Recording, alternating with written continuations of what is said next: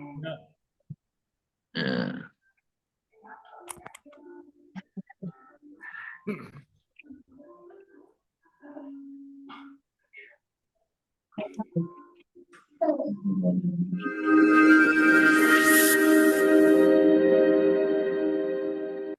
Kita ya tulisannya. No. Kurang gede. Gede-gede weh. Budake dhewe nganggo jempol karo telunjuk. Oh ya, boleh. Nah, kita dengarkan saja dulu. Ya, itu jelas. Pak Pamujo, biasanya Pak Pamujo datang. Assalamualaikum. Alhamdulillah. Wassalamu ala ba'du. Ahlan channel Spaska.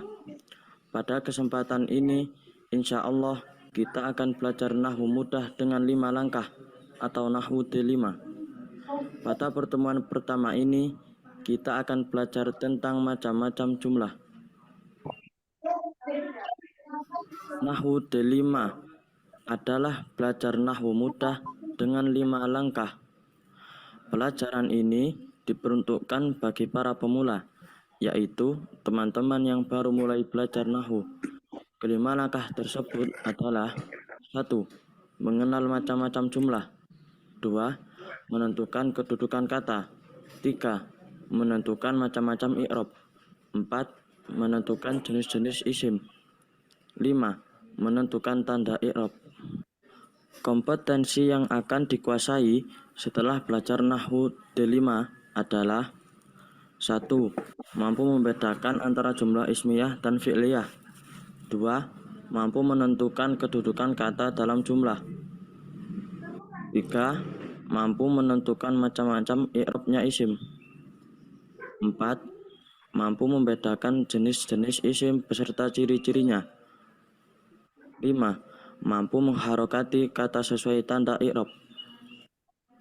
Pada kesempatan kali ini, kita akan mempelajari langkah pertama, yaitu mengenal macam-macam jumlah.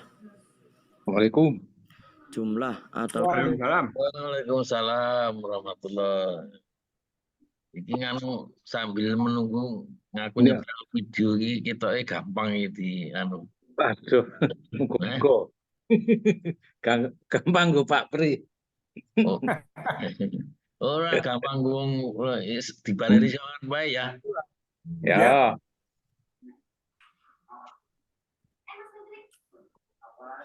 Atau nahwu D5. Pada pertemuan pertama ini, kita akan belajar tentang macam-macam jumlah. Ora ono gambare?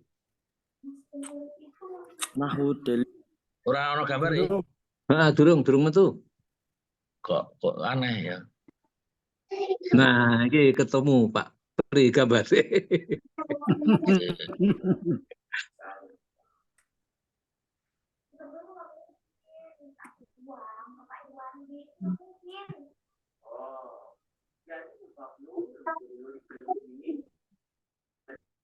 Mana tadi ini?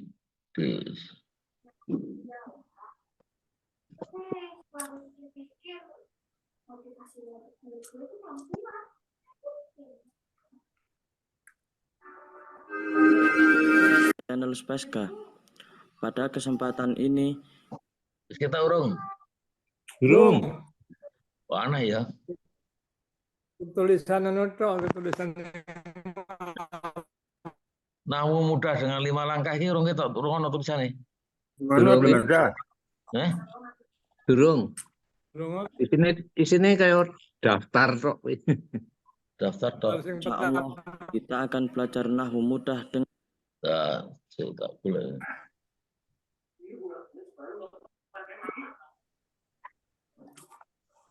Daftar lagi. Yes. Nah, 5 langkah atau nahwu D5. Pada pertemuan pertama ini, kita akan belajar tentang macam-macam jumlah. Nahwu D5 adalah belajar nahwu mudah dengan 5 langkah. Pelajaran ini diperuntukkan bagi para pemula, yaitu teman-teman yang baru mulai belajar nahwu. Kelima langkah tersebut adalah 1. mengenal macam-macam jumlah. 2. Menentukan kedudukan kata. 3. Menentukan macam-macam i'rab. 4. Menentukan jenis-jenis isim. 5. Menentukan tanda i'rab. Kompetensi yang akan dikuasai setelah belajar Nahwu D5 adalah 1. Mampu membedakan antara jumlah ismiyah dan fi'liyah. 2. Mas Pri, sudah direkam belum ini? Menentukan kata dalam jumlah. Apa? 3. Sudah Mampu direkam. membedakan macam-macam i'rabnya isim. 4. Mampu membedakan jenis-jenis isim beserta ciri-cirinya. 5. Mampu mengharokati kata sesuai tanda i'rab. Pada kesempatan kali ini, kita akan mempelajari langkah pertama, yaitu mengenal macam-macam jumlah. Jumlah atau kalimat dalam bahasa Arab ada dua, yaitu A. Jumlah ismiyah. B. Jumlah fi'liyah. Jumlah ismiyah. Jumlah ismiyah adalah jumlah yang diawali isim atau kata benda. Contoh, Khalidun yaqra'ul Qur'ana fil masjid. Khalid membaca Al-Quran di masjid. Jumlah fi'liyah. Jumlah fi'liyah adalah jumlah yang diawali fi'il atau kata kerja. Contoh, yaqra'u Khalidun Al-Qur'ana fil masjid. Khalid membaca Al-Quran di masjid. Latihan. Tentukan jenis jumlah dari kalimat berikut ini. Zahaba talibu ilal madrasati. Ya, ini jumlah fi'liyah apa? Jumlah ismiyah. Wah, betul. Hilal. Maaf. Iya.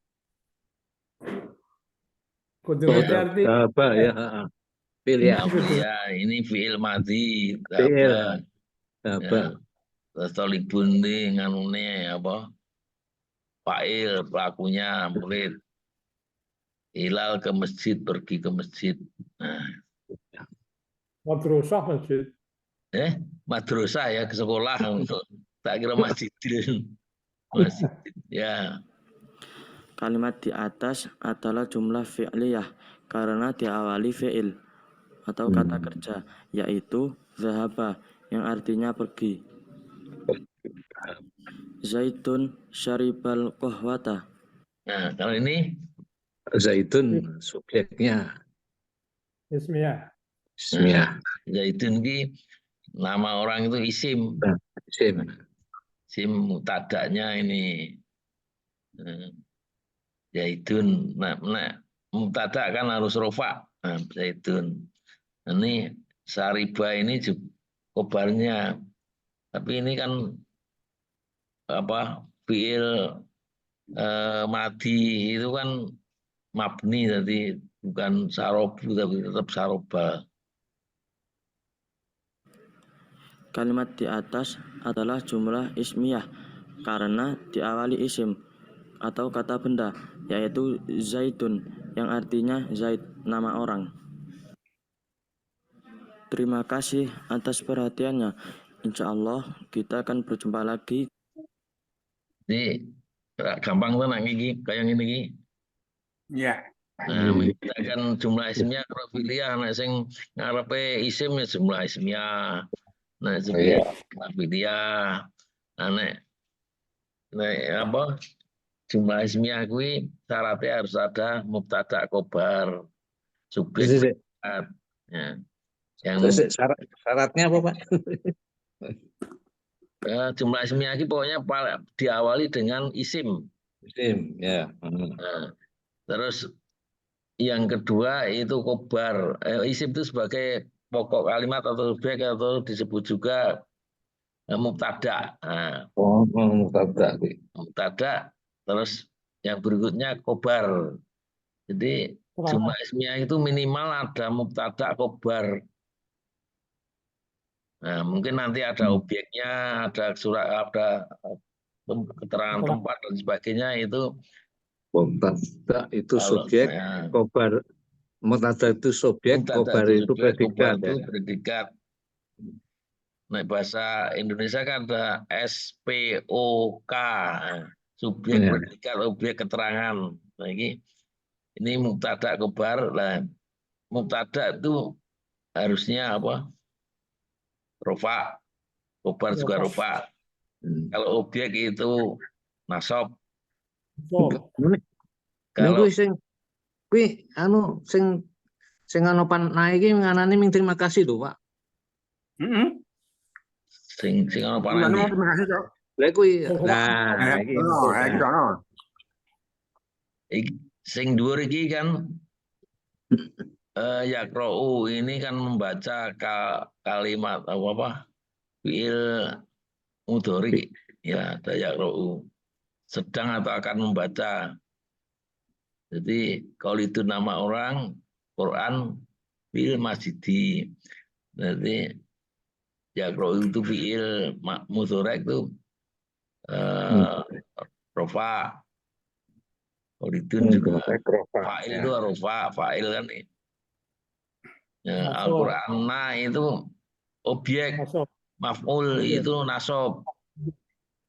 Nah, fil masjid fi itu huruf jar kan ada bikali la ilaha alamin fiha itu fi al masjidi harus kalau ada fi ini harus asroh.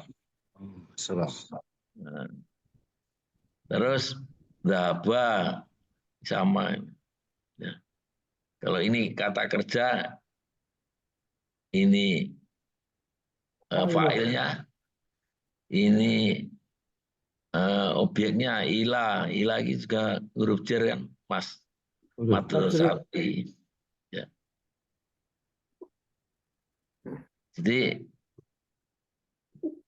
kemarin kan sudah sebetulnya kalau apa yakra'u, nah ini yang depan ini harokat namanya kan. Oh ini ngandeng.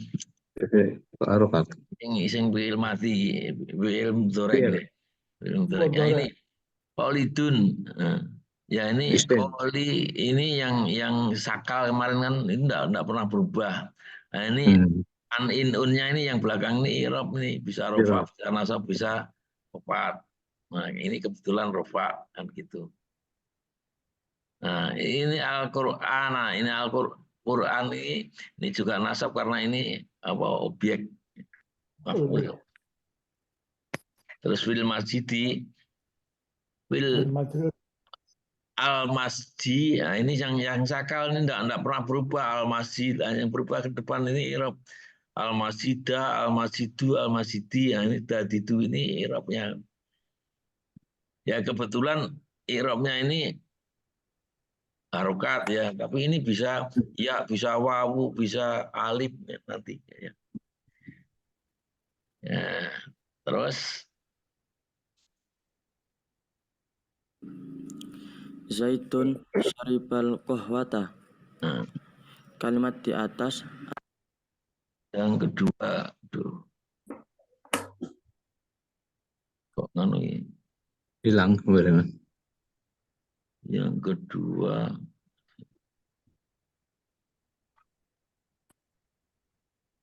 screen saya stop as itu.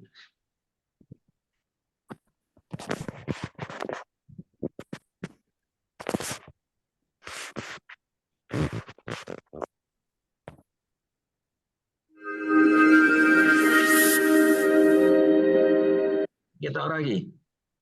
Ora. Ora kok ra ono. Bagaimana gambarnya? Sering ngono kuwi lho. Nah.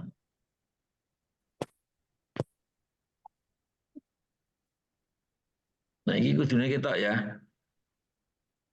Pas channel.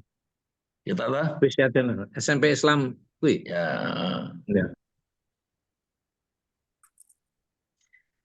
Pelajaran SMP ya. Ora apa-apa. Dadi SMP. Mulanya rada gampang dipahami gitu. Nah, Gampang. ini anehnya itu ya, setiap bab itu dia punya lima bisa dibagi jadi 5 bagian itu loh. Oh, mulakno kuwi nganggo angka 5 mau ya. Nah, di 5 maksudnya gitu. Assalamualaikum warahmatullahi wabarakatuh. Waalaikumsalam. Assalamu ala rasulillah amma ba'du. Ahlan wa sahlan. Selamat datang di channel Speska. Insya Allah kita akan belajar Nahwu D5. Nahwu mudah dengan 5 langkah. Nah, mulai di 5 ini apa iso tadi 5 itu sing. Pada pertemuan kali ini kita akan belajar seri K, yaitu menentukan kedudukan kata dalam jumlah. Setelah belajar seri kedua ini, kompetensi yang diharapkan adalah kalian mampu menentukan macam-macam kedudukan kata yang ada dalam jumlah ismiyah dan fi'liyah. Pada pertemuan sebelumnya, kita sudah belajar tentang jumlah ismiyah, yaitu jumlah yang diawali isim atau kata benda. Sekarang, kita akan membahas tentang kedudukan kata yang ada dalam jumlah ismiyah. Kedudukan kata yang ada dalam jumlah ismiyah adalah mubtada dan khobar. Contoh, Mahmudun tilmidun. Mahmud itu murid. Mahmud kedudukannya sebagai mubtada. Tilmidun kedudukannya sebagai khobar. Mubtada padanan dalam bahasa Indonesia adalah subjek. Khobar padanan dalam bahasa Indonesia adalah predikat. Kita sudah belajar tentang jumlah fi'liyah, yaitu jumlah yang diawali fi'il atau kata kerja. Kedudukan kata yang ada dalam jumlah fi'liyah adalah fi'il dan fa'il. Contoh, nama Hasanun. Hasan tidur. Nama kedudukannya sebagai fi'il. Hasanun kedudukannya sebagai fa'il. Fi'il padanan dalam bahasa Indonesia adalah kata kerja. Fa'il padanan dalam bahasa Indonesia adalah subjek. Jumlah ismiyah maupun jumlah fi'liyah bisa ditambahkan maf'ul bih atau objek. Contoh jumlah ismiyah. Khalidun yaqra'ul Qur'an. Khalid membaca Al-Qur'an. Khalidun kedudukannya sebagai mubtada. Yaqra'u kedudukannya sebagai khabar. Al-Qur'ana kedudukannya sebagai maf'ul bih. Ini terjemahannya ono kurang sidik itu apa kira-kira? Khalid membaca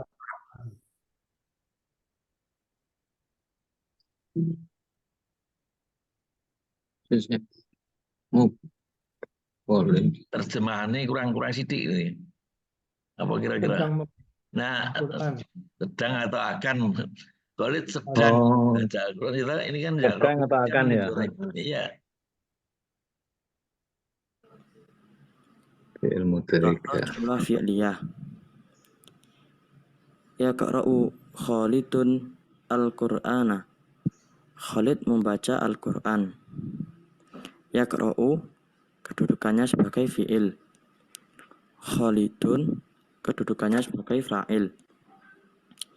Al-Qur'ana kedudukannya sebagai maf'ul bih. Selain itu, jumlah ismiyah dan jumlah fi'liyah juga bisa ditambah jar majrur.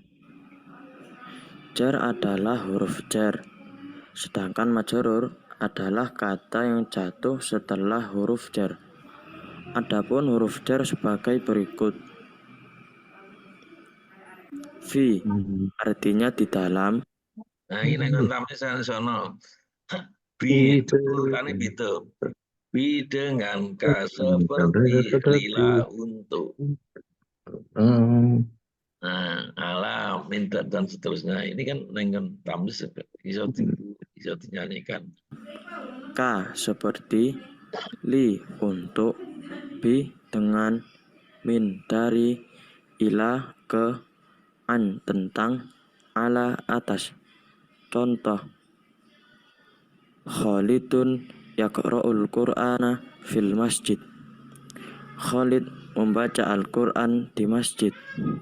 Khalid kedudukannya sebagai mubtada. Yaqra'u kedudukannya sebagai khobar. Al-Qur'ana kedudukannya sebagai maf'ul bih. Fi huruf jar. Al-masjidi kedudukannya sebagai majrur. Latihan. Tentukan jenis jumlah dan kedudukan kata dalam kalimat berikut ini. 1. Sa'idun akalal khubza fil matbakhi. Sa'id makan roti di dapur. Nah, ini Saidun akala, ini kobar kok ora rofa. Kenapa ini? Kok akala? Film mati Pak ya. Nah, filmati kan mabni. Nah, ini istilahnya yang kamu kan akala ini Akal. mabni alal fathah fi malin. Nah, jadi ini fathah ini menduduki rofa ini sebetulnya. Menjadi rofa. Sebetulnya ini rofa, tapi karena mabni ya tetap akala. Jadi karena filmati kan mabni, yang bisa berubah itu yang mudhari aja. Kalimat ini adalah jumlah ismiyah. Sa'idun sebagai mubtada, akala sebagai khobar, al-khubza sebagai maf'ul bih, fil matbakhi sebagai jar majrur. 2. Yashrabu Hisham al-qahwata fil baiti. Hisham minum kopi di rumah. Ini sama. Ini Isam ini sebetulnya rofa, tapi karena ini nama orang itu mabni ya jadi tidak berubah. Tetap fathah. Kalimat ini adalah jumlah fi'liyah. Yashrabu sebagai fi'il. Tapi kalau Isam ini bukan mabni bisa loh tuh Isamun ini. Nggak tahu Isam ini bisa mabni apa mu'rab tuh. Kan nama orang itu ada yang mu'rab, ada yang mabni. Misalnya Muhammadun, Muhammadan, Muhammadin. Tapi kalau Ahmad kelihatannya tidak ada Ahmadun, Ahmadan, Ahmadin tidak ada. Seperti Musa itu kan mabni itu ya. Nah ini Isam ini biasanya ya, kalau tidak ada harokatnya ini biasanya mu'rab nih. Jadi ini mungkin Isamun. Yasrobu Isamun. Mungkin lah. Tadi bisa bacanya gimana coba.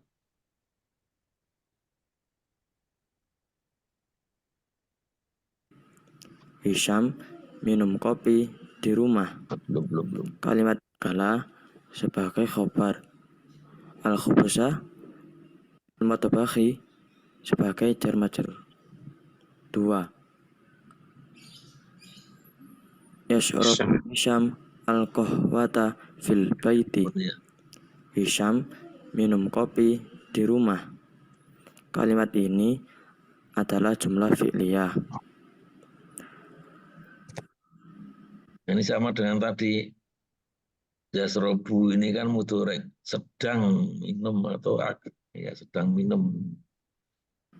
Yashrabu sebagai fi'il, Hisham sebagai fa'il, al-qahwata sebagai maf'ul bih, fil baiti sebagai jar majrur. Terima kasih atas perhatiannya. Insya Allah kita akan berjumpa lagi di video-video selanjutnya. Wassalamualaikum warahmatullahi wabarakatuh. Assalamualaikum warahmatullahi wabarakatuh. Mana tadi yang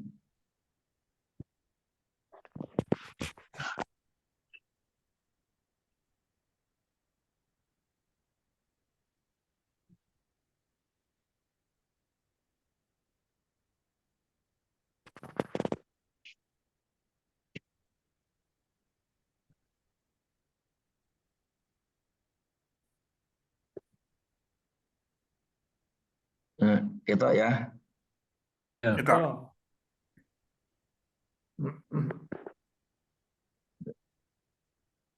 Nahwu mudah dengan 5 langkah. Pada video sebelumnya, kita sudah membahas tentang langkah 1, yaitu menentukan macam-macam jumlah. Langkah kedua, menentukan kedudukan kata. Saat ini, kita akan membahas langkah ketiga, yaitu menentukan macam-macam i'rab.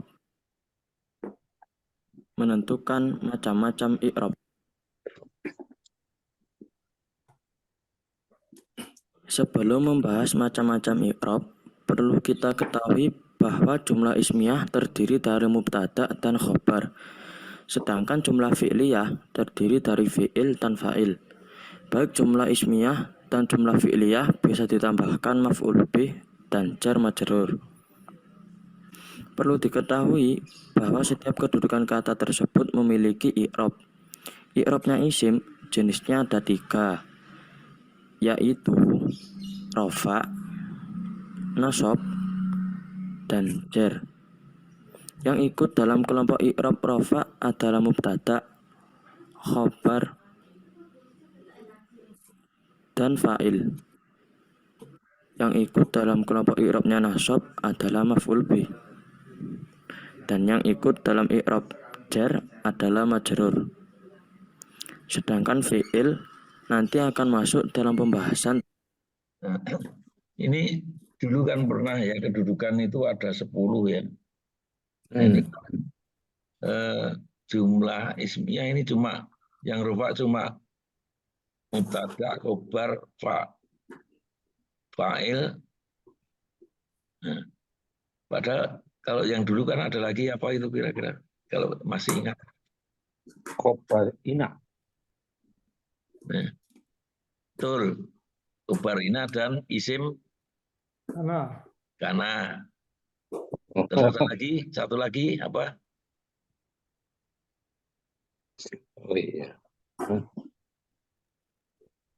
Nah, nah, jadi jumlah ismiyah yang rofa itu mubtada, khobar, isim kana, kemudian khobar ina, fa'il, dan naibul fa'il. Terus lanjutnya yang nasab ini maf'ul bih, objek. Kemudian yang jar ini jar majrur ini yang didahului huruf jar biasanya. Lanjut. Tersendiri bab i'rab fi'il. Latihan. Darasat talibul arabiyyata fil fasli. Murid belajar bahasa Arab di kelas. Kalimat ini adalah jumlah fi'liyah. Darasa sebagai fi'il, at-talibu sebagai fa'il, al-arabiyyata sebagai maf'ul bih, fil fasli sebagai jar majrur. Fi'il ikut i'rabnya fi'il, fa'il i'rabnya rafa, maf'ul bih. Jadi yang dimaksud i'rabnya fi'il ini kalau fi'il madhi ya mabni. Kecuali kalau musanna apa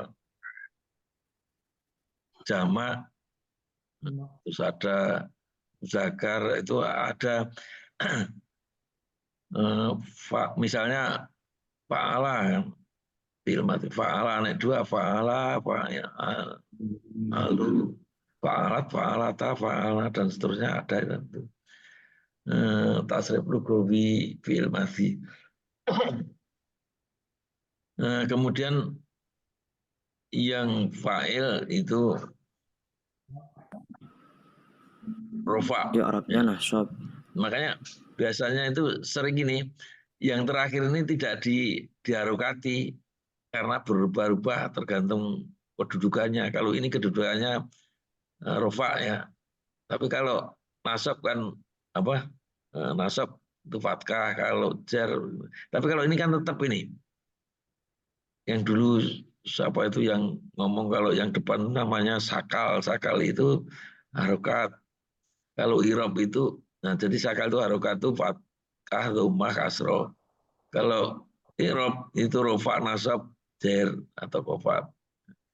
Jadi sering ini yang belakang ini tidak dikasih huruf karena tergantung kedudukannya. Oh. Sering enggak di apa? Bahasa Arab itu yang terakhir ini sering enggak dikasih Harokat. karena ini mu'rab bisa berubah-ubah tergantung kedudukannya. Tapi kalau yang depan ini tetap ini. Nah, kapan nih fatkah, kapan nih kasroh, ini hafalan, tergantung apa? Tergantung lidahnya orang Arab. Jadi ini untuk anu harus menguasai kosakata. Majrur, ya Arabnya jar. Salimun mudarrisun fil madrasati. Salim, guru di sekolah. Kalimat ini adalah jumlah ismiyah. Salimun sebagai mubtada, mudarrisun sebagai khabar, fil madrasati sebagai jar majrur. Mubtada i'rabnya rafa, khabar i'rabnya rafa, majrur i'rabnya jar. Terima kasih atas perhatiannya.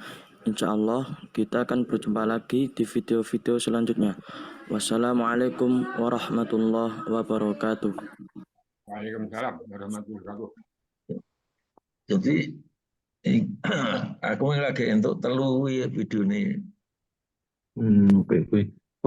Wis direkam ya. Wis direkam.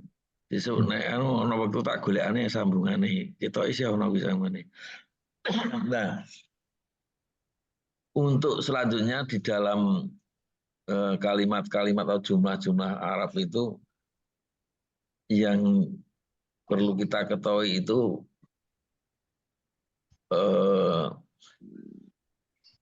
yang tidak sempurna apa-apa, yang murokab tapi belum mubidah. Itu dua yang penting itu, yaitu idhofah sama naat man'ut. Nah, kita tak setel kayak itu saja.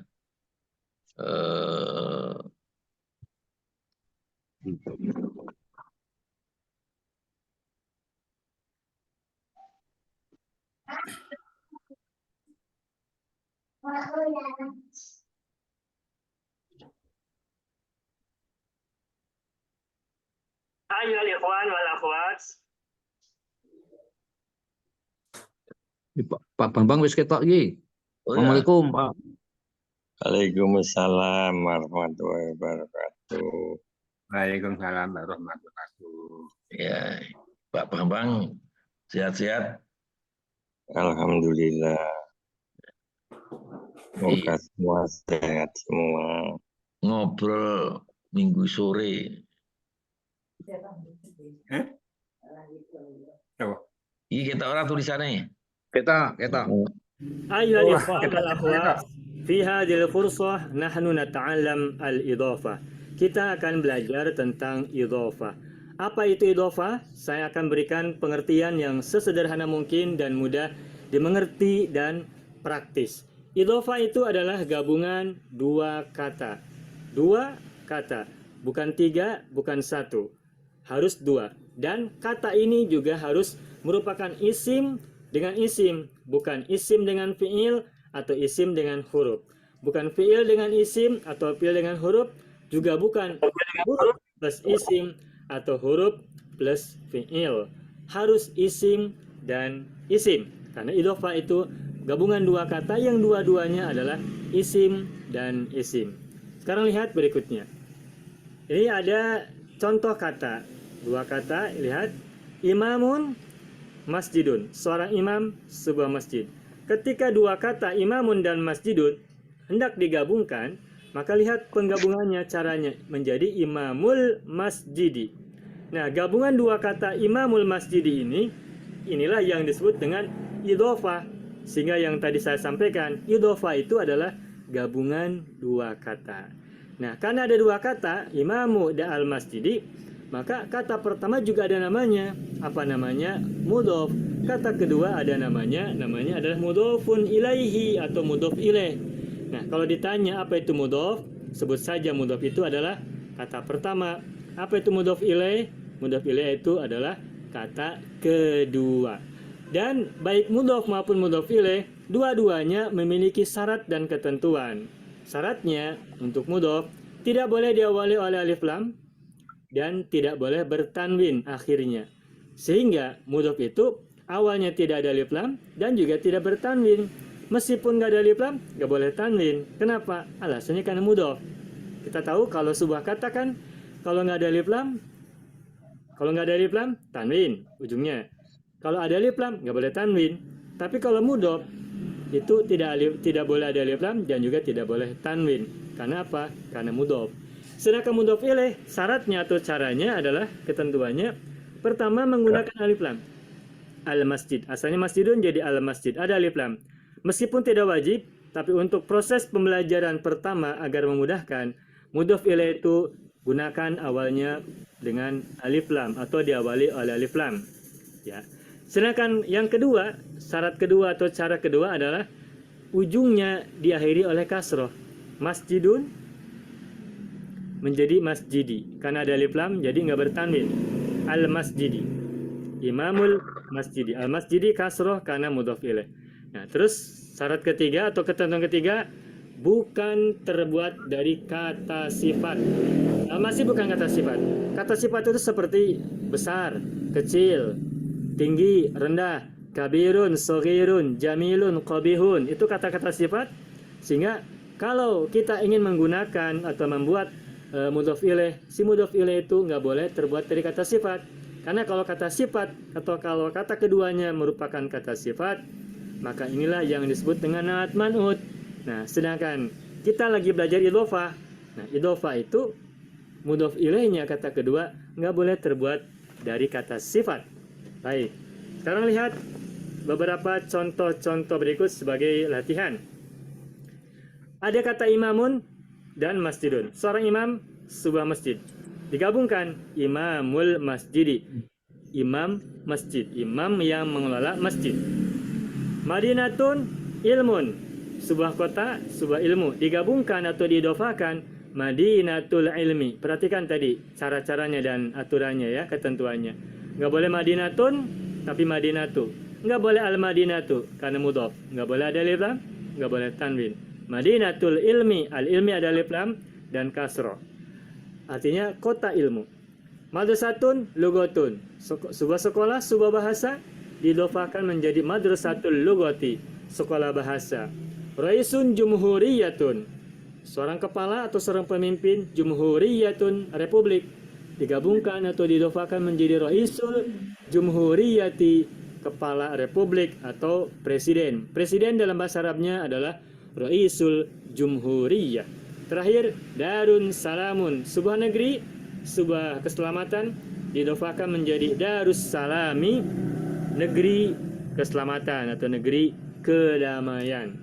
Nah, beda nggak maknanya ketika sebuah kata itu terpisah masing-masing, imamun dan masjidun, dengan ketika diidhofakan?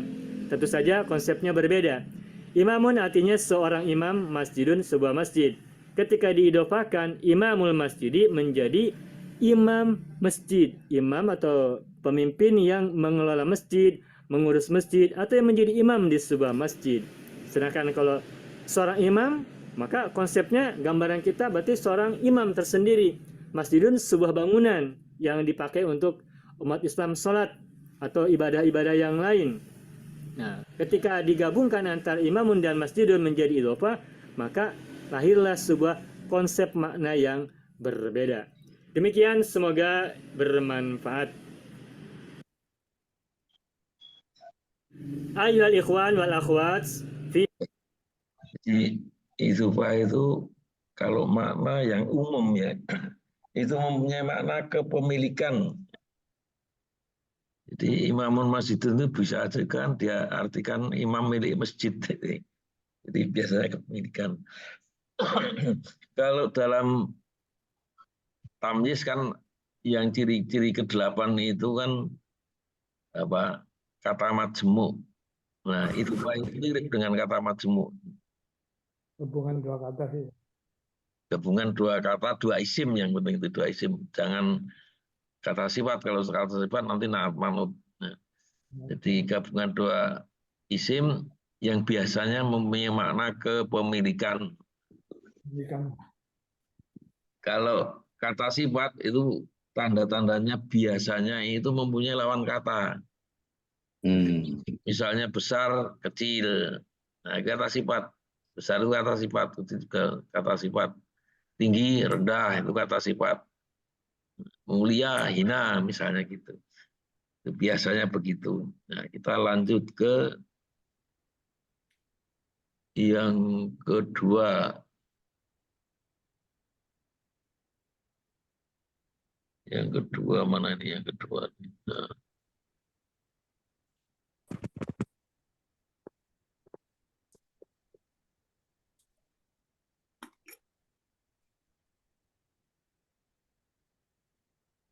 Baik, pada kesempatan kali ini kita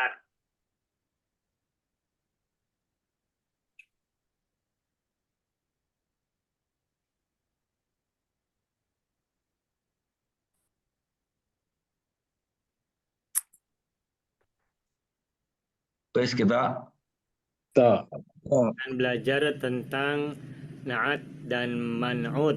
Na'tun dan man'utun. Apa itu na'at?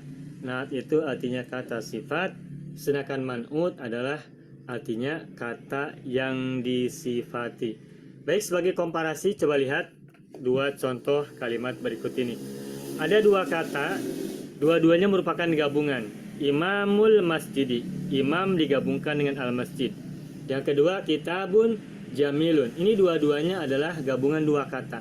Tapi berbeda dari sisi penamaannya. Susunan dua kata ini, dua jenis gabungan ini berbeda. Kalau yang atas, imamul masjidi, ini adalah namanya idhofah. Yang pertama disebut dengan mudhof.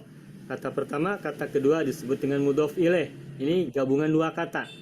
Sedangkan yang bawah, gabungan kata yang bawah, kitabun jamilun, ini gabungan dua kata juga.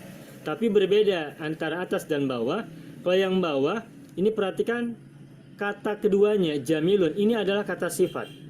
Nah, kalau kata keduanya merupakan kata sifat, maka ini gabungan dua kata ini bukan idhofah, tapi namanya adalah na'at dan man'ut. Seperti yang pernah kita sampaikan, bahwa kalau idhofah, gabungan dua kata, kata kedua itu disebut dengan mudhof ilaih, dan syarat mudhof ilaih itu bukan harus merupakan bukan kata sifat. Nah, lalu sekarang kita akan bahas kenapa tidak boleh terbuat dari kata sifat. Karena kalau kata keduanya berupa kata sifat, maka inilah yang disebut dengan na'at dan man'ut. Mana man'utnya? Man'utnya itu artinya kan kata sifat, kata yang disifati. Maka kitabun inilah man'utnya. Sedangkan jamilun itu kata sifat, berarti ini jamilun adalah na'atnya. Ini man'ut, ini na'at. Baik, kita lanjutkan. Nah, sebagian orang ada yang menyebut istilah na'at man'ut itu dengan istilah sifat dan mausuf. Nah, sama saja orang menyebut na'at man'ut boleh, menyebut sifat mausuf boleh. Hanya saja, baik na'at man'ut maupun sifat mausuf itu dua-duanya harus saling sama. antara na'at dan man'ut harus saling sama. Antara sifat dan mausuf harus saling sama. Harus saling sama dalam apanya? Dalam hal apa? Perhatikan. 4 hal di mana antara na'at dan man'ut itu harus saling sama. yakni pertama, dari sisi jenisnya. Kalau man'utnya muzakkar, na'at juga muzakkar. Man'utnya muannas, maka na'at juga muannas. Yang kedua, dari segi ta'rif, maksudnya ada alif lam atau tidak. Kalau man'utnya ma'rifat, yakni kata yang diawali oleh alif lam atau ma'rifat, meskipun nggak ada alif lam, tapi kalau ma'rifat, maka na'atnya juga harus ma'rifat. Alif lam, ada alif lam juga. Kalau man'utnya nakiroh, tidak ada alif lam, maka na'at juga harus nakiroh, tidak ada alif lam. Terus yang ketiga, na'at dan man'ut juga harus sama dalam hal i'rab atau kedudukan. I'rabnya rofa, man'utnya rofa, maka na'atnya ikutan rofa. Man'utnya nasab, na'atnya ikut nasab. Man'utnya jar, na'at juga ikutan jar. Man'utnya mubtada, na'at juga mubtada. Kalau khabar ikut khabar. Kalau maf'ul bi ikut maf'ul bihi. Kalau majrur ikut majrur. Dan begitu seterusnya. Yang terakhir, antara na'at dan man'ut harus sama dalam hal jumlahnya. Kalau man'utnya mufrad, na'atnya juga mufrad. Man'utnya musanna, na'atnya juga musanna. Man'utnya jamak, maka na'at juga harus berbentuk jamak. Jadi antara sifat dan mausuf atau na'at dan man'ut itu harus saling sama dalam 4 hal.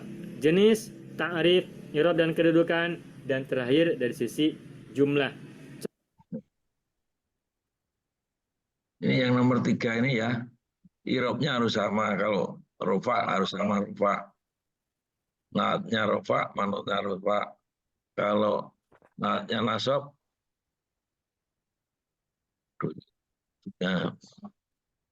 na'atnya nasab, man'utnya juga nasab.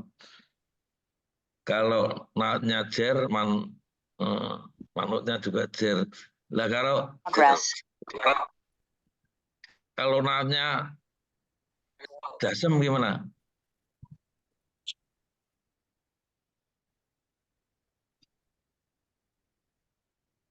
Kalau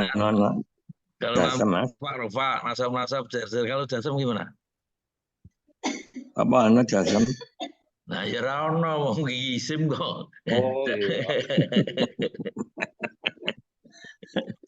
Betul Pak Bambang. Kalau fi'il itu baru ada jasem karena ini harus apa sifat, dan ini kan isim sama isim, cuma isimnya yang satu itu kata sifat. Kata sifat itu kata isim. Jadi harus sama rofa, nasab, jar, mufrad, musana, dan seterusnya. Musana, na'atnya juga musana. Man'utnya jamak, maka na'at juga harus berbentuk jamak. Jadi antara sifat dan mausuf atau na'at dan man'ut itu harus saling sama dalam 4 hal. Jenis, ta'rif, i'rab dan kedudukan, dan terakhir dari sisi jumlah. Coba kita lihat contohnya berikut ini. Ada 2 kata, 2 kelompok kata. Kitabun jamilun dan madrasatun jamilatun. Ini contoh muzakkar, ini contoh muannas. Kitabun man'ut, kata pertamanya. Jamilun kata sifat disebut dengan na'at. Na'at, man'ut. Karena muzakkar kitabun, maka jamilun juga muzakkar. Tidak ada tamar butuhnya. Sedangkan kalau contohnya muzakkar madrasatun, ini man'utnya, maka jamilatun pakai tun. Na'at harus ngikutin kepada man'utnya. Karena madrasatun mu'annas, maka jamilatun juga mu'annas. Kita lihat contoh berikut yang lebih lengkap. Ada contoh. Ini contoh muzakkar. Kitabun jamilun, ini rofa. Domaten. Ini contoh nakiroh yang sebelah kanan. Kitaban jamilan, nasab. Mansub. Fathatain. Ini kitabin jamilin. Kasrah ya, kasratain. Kitabin jamilin, naat ngikutin man'utnya. Karena kitabin kasratain, jamilin pun kasratain. Terus kalau misalnya si man'utnya dima'rifatkan ada alif lam, maka na'at juga harus ada alif lam, ma'rifat juga. Al-kitabu al-jamilu, al-kitaba al-jamila, al-kitabi al-jamili. Ini contoh kata yang muzakkar. Berikutnya kita ngasih contoh yang muannas. Madrasatun, jamilatun, madrasatan jamilatan, madrasatin jamilatin. Al-madrasatu al-jamilatu, al-madrasata al-jamilata, al-madrasati al-jamilati. Harus saling sama antara naat dengan man'ut. Terakhir contoh antara naat man'ut, keduanya harus sama-sama dari sisi jumlahnya. Lihat, rajulun ini mufrad, solihun juga mufrad, man'utnya mufrad, solihun mufrad. Rujalani musanna, dua orang lelaki, solihani naatnya juga musanna, dua orang lelaki yang soleh. Rijalun jama, solihuna juga jama. Bedanya ini rijalun jama taksir, solihuna jama salim. Ada masalah beda taksir sama salim, tapi dua-duanya sama-sama jama. Manutnya jama, naatnya juga jama. Ini contoh kata naat manut yang mudzakkar. Yang ini yang muannas, muslimatun, hasanatun, muslimatani, hasanatani, muslimatun, hasanatun. Nah, ini contoh yang nakirah. Sananya dimarifatkan, tinggal dikasih alif lam saja. Ar-rajulu as-solihu, ar-rajulani as-solihani, ar-rijalu as-solihuna, al-muslimatu al-hasanatu, al-muslimatani al-hasanatani, al-muslimatu al-hasanatu. Demikian penjelasan tentang naat dan man'ut. Insyaallah mudah dimengerti. Selamat. Ya, kira-kira wis mak tambah dong. Rahmat kok saiki.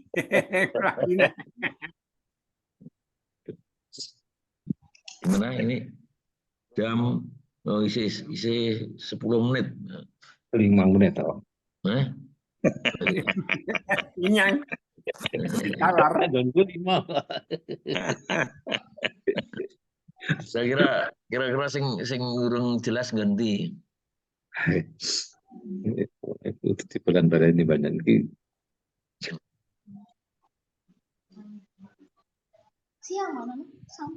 Jane dhisik iki ya wis ya, mung iki lebih sistematis luwih gampang di. Nah, mulai aku nemoke video iki penak iki nek di anu ya terus tak download.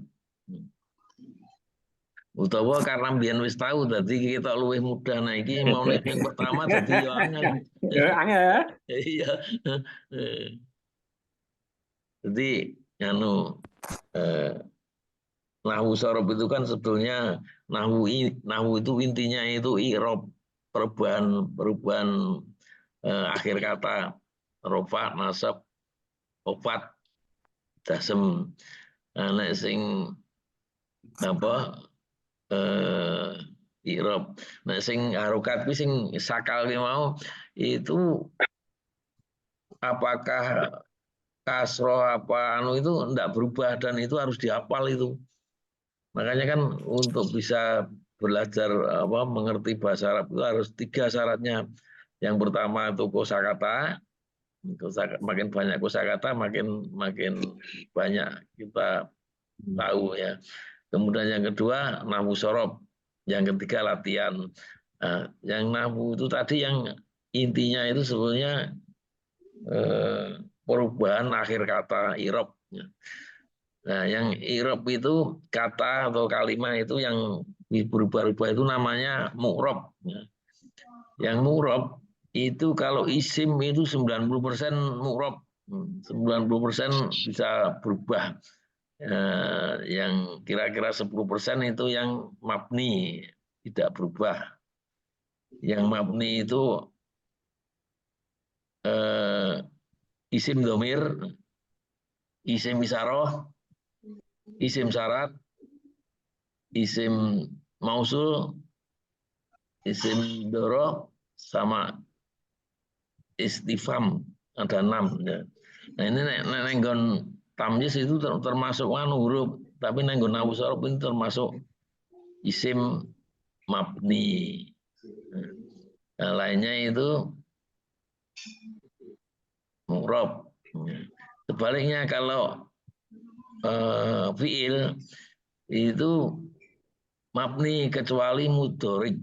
Ya, mudhorik apa mudhori ya. Itu anunya bisa berubah-ubah. Jadi kalau fi'il itu 90% itu mabni, ya, kira-kira 10% itu yang Rob. rob. Ya. Nah, sekarang kapan ini rofa, nasab, jer, dasem? Nah, itu tadi sudah disebutkan, diberi contoh. Kalau jumlah ismiyah, ya, jumlah ismiyah itu jumlah yang diawali dengan isim. Nah, jumlah ismiyah itu yang rupa itu tadi mubtada, khobar, isim kana, terus khobar ina, terus fa'il, naibul fa'il. Jadi yang kedudukan itu yang perlu diperhatikan. Nah, selain itu, selain kedudukan kata juga dipengaruhi oleh amil. Seperti isim itu, kapan isim itu, isim pada dasarnya itu rufa, ya, pada dasarnya rufa, tapi bisa berubah menjadi khofat misalnya. Nah, apa yang bisa merubah isim irobnya menjadi khofat atau jer? Yang pertama tadi huruf jer, bikalila ila alamin fian hatta, ya, itu menyebabkan huruf akhirnya jer atau khofat. Yang kedua tadi idhofah, mudhof ilaih. Kalau mudhof ilaih kan mesti belakangnya kasroh. Yang ketiga itu dzorof. Ya, kalau dzorof itu belakangnya juga kasroh. Nah, terus isim kadang-kadang nasab. Apa saja yang nasab? Tadi yang apa? Mudhof ilaih, ya, itu nasab. Terus ada huruf-huruf yang menyebabkan nasab. Misalnya la kan nenggon tamlis ada la nasoba linakiroh. La kemudian dilanjutkan dengan isim nakiroh, maka belakangnya nasab, la nasoba linakiroh. Misalnya itu. Nah, itu kalau yang dasem isim tidak ada, ya, tadi Pak Bambang itu. Betul, itu tidak ada dasem. Nah, kemudian yang fiil itu kalau yang madhi itu mabni. Nah, kalau yang mudorek itu yang bisa berubah-ubah tergantung dari amilnya. Misalnya lam yalid, nah, kan yalid itu kan dasem.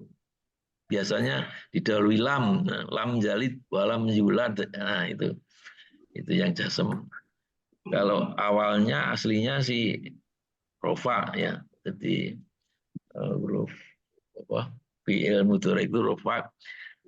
Kapan menjadi nasab, kapan menjadi jasem, tapi tidak akan menjadi jer, gitu. Itu kedudukan kata dalam kalimat. Kalau gitu nahwu, kalau sorof, ya kita harus ngapal ke tasrif istilahi, tasrif lugawi. Nah, itu kalau mau ya di install aplikasi tasrif. Mungkin wis tahu tak duduke ya. Wes.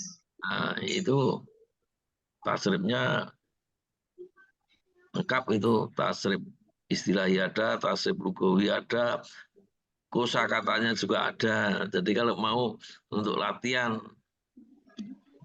ditulis dengan kertas. Nah, Pak Bambang itu laptop ya ditulis nganggo laptop kan. Apa ya Pak? Jadi iso diwawai ngono.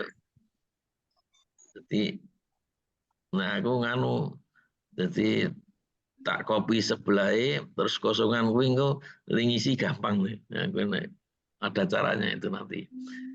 Jadi nganggo HP cilik banget tulisan, nganggo laptop penae.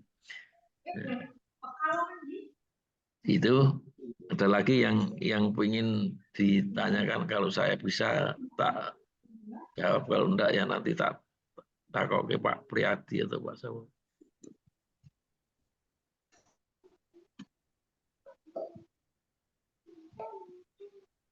Kalau enggak ada, cukup. Cukup, ya. Ya, tak kira cukup sekian. Selamat tidur, aku juga capek. Assalamualaikum warahmatullahi wabarakatuh. Waalaikumsalam warahmatullahi wabarakatuh.